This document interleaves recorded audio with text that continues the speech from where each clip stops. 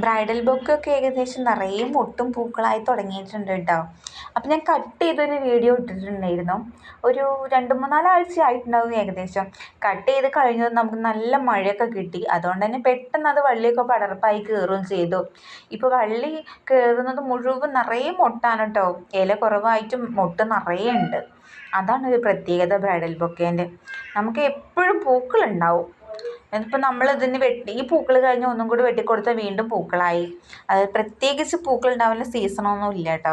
പിന്നെ നമുക്കിതിന് ചാണകപ്പൊടി ഇട്ട് കൊടുക്കുകയാണെന്നൊരു പതിവ്, അല്ലാതെ വേറെ പ്രത്യേകിച്ച് വളങ്ങളൊന്നും ഇട്ട് കൊടുക്കാറില്ല. പിന്നെ ഞാൻ നല്ല തൂങ്ങി നിൽക്കുന്ന വള്ളിയൊക്കെ ഒന്ന് ജസ്റ്റ് ഒന്ന് കയറൊക്കെ ഒന്ന് വെച്ച് കെട്ടിക്കൊടുത്തു.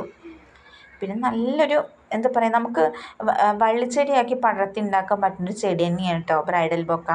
ഞാനിത് മണ്ണുത്തിൻ്റെ ഒരു നഴ്സറിയിൽ നിന്ന് വാങ്ങിയതാണ്. ഇപ്പോൾ ഏകദേശം എൻ്റെ അടുത്ത് 2-3 വർഷമായി എൻ്റെ അടുത്ത് ഇപ്പോൾ ഈ ചെടി. അപ്പോൾ